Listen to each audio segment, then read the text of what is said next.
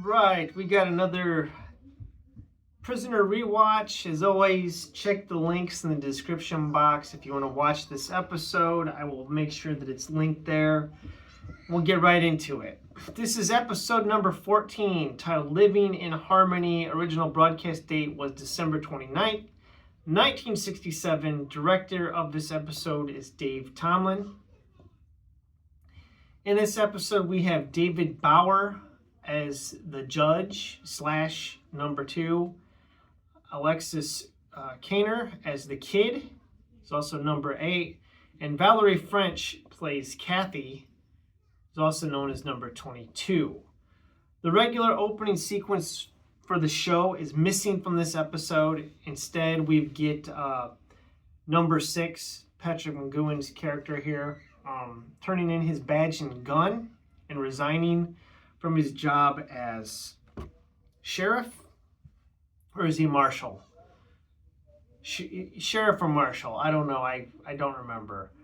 But yeah, it's set in the West. So it's a Western episode, and it opens up, like I said, with him resigning from his job as sheriff, and then he takes his saddle and leaves and goes to a town called Harmony. He enters a saloon, kind of gets into an altercation with the people there who want to lynch him, but the judge, who's also ends up being number 2, puts him in protective custody.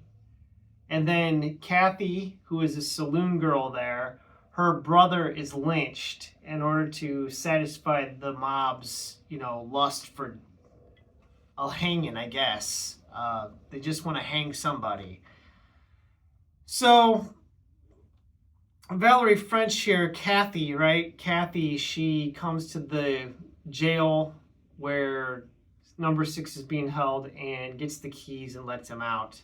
Now this character, the kid, is kind of a creepy dude. He's a mute. He doesn't really say anything.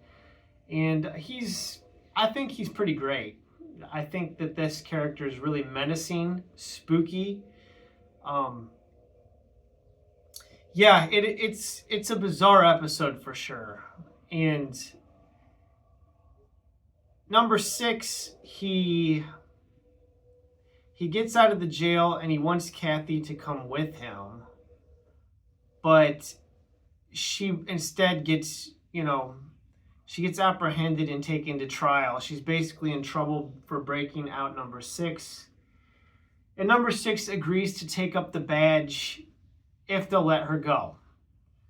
But he doesn't take the gun. So the rest of the episode essentially is not the kid and the judge trying to get number 6 to take up his gun. They're trying to get him to use the gun. It gets pretty far where the kid eventually is just supposed to kidnap Kathy, but instead he strangles her to death after she resists his romantic advances, or, well, whatever.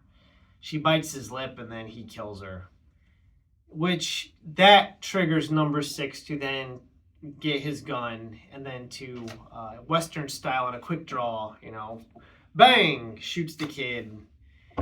And then tells the judge essentially that he quits, he resigns. He's not going to do it anymore. He refuses to cooperate, at which point number 6 wakes up, like laying on the ground, and he's got like this weird thing on where essentially he's been in a simulated reality. So this is like the Matrix, when Neo wakes up, welcome to the real world. Turns out that the whole Western thing was a simulation. Number 6 goes to the Green Dome to confront number 2. And number 8 is there as well. So the kid and the judge. And actually number 22 is there. They've all been in on this conspiracy to break number 6 by using hallucinogenic drugs and the simulated, I don't know how this works exactly. They've got cardboard cutouts of the people when he wakes up. It's really bizarre. But yeah, they failed. So then Kathy goes back to the town, or the saloon where she worked at, and the kid is there, number 8, and I guess he's still role playing or something. This part of the episode I didn't quite understand. Where he strangles her for real, and she screams, and number 6 comes in and like knocks him out, but it's already too late, and Kathy dies in number 6's arms, telling him that she wishes that it was real. Then the kid goes up on the balcony and commits suicide by falling, I guess 1 story.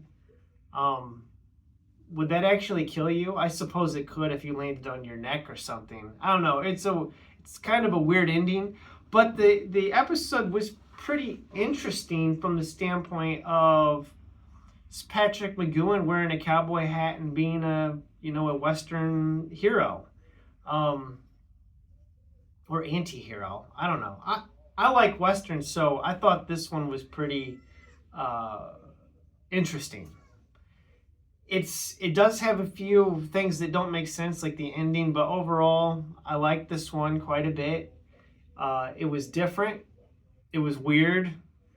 And we're running out of episodes. We only got a few left.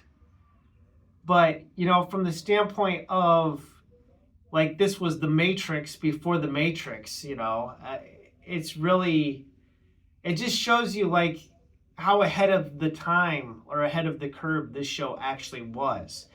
There's these little individual weird concepts that are in these episodes of the show that they get further flushed out in other things later on, like these sci-fi ideas. It really is an interesting show. But we've only got a few left. There's just a few left. And you think that the show's gotten weird this far. We're about to go into total cuckoo banana town with these last ones that are coming up. Because I know for sure the last one is really bizarre, but I think the next one is the girl, I can't remember the title of it, the girl who was death. I think that's the title of the episode. I could be wrong. But these last 3, they're going to go wacky doodle. So strap in and get ready for a really psychedelic end to this crazy show. Anyways, be seeing you.